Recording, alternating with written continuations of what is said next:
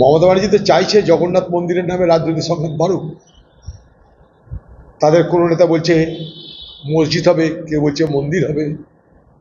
রাষ্ট্রের কাজ মন্দির বা মসজিদ বানানো নয়, রাষ্ট্রের কাজ মানুষের কল্যাণ করা। যে রাজ্য আছে রাজ্যের কল্যাণ, রাজ্যের অগ্রগতি, রাজ্যের বিকাশ। কেন্দ্রেরও কাজ একইভাবে রাষ্ট্রের বিকাশ, রাষ্ট্রের অগ্রগতি, রাষ্ট্রের উন্নতি। এখানে আমরা দেখছি অদ্ভুতভাবে মন্দির নির্মাণের প্রতিযোগিতা চলছে এবং সেই প্রতিযোগিতা আগামী বিধানসভা ভোটকে সামনে রেখে। এর আগে দেখলাম লোকসভা নির্বাচনের সময় ঘটা করে রাম মন্দির উদ্বোধন করা হলো। একটা দেশের প্রধানমন্ত্রী প্রাণ দিচ্ছে দেবতার, তার নাম ভগবান রাম। এখানে বাংলার মুখ্যমন্ত্রী সে বলছে আমিও পারি। জগন্নাথ মন্দির তৈরি হলো সরকারি টাকায়, সমুদ্রের ধারে সরকারি টাকায় মন্দির নির্মাণ হচ্ছে, আর সেই দেবতার প্রাণ দান করবে আমাদের দিদি মমতা ব্যানার্জি। মোদি আর মমতার মধ্যে এখন মন্দির নির্মাণ নিয়ে তু মাই মাই চলবে।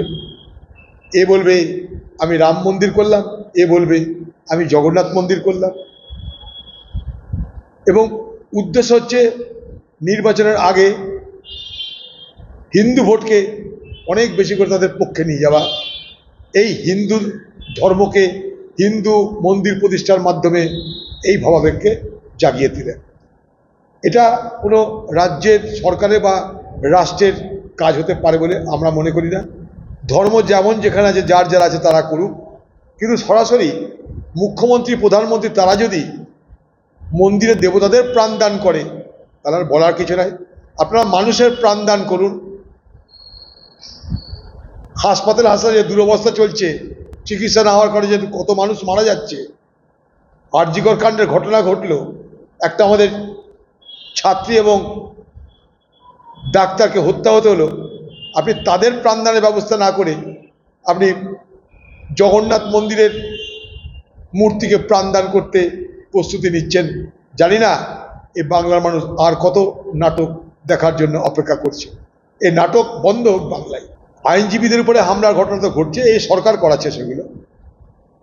এই সরকারের কাছে অনেক আইনজীবী এই সরকারের শত্রু হিসাবে বিবেচিত। সরকারের বিরুদ্ধে কোনো কেস করতে গেলে এখন আইনজীবীদের হামলা হচ্ছে, বিচারকদের কটাক্ষ করা হচ্ছে। আগামী দিনে বিচারকদের উপরেও না হামলা হয়। এ বাংলায় কোনো কিছু অসম্ভব নয়।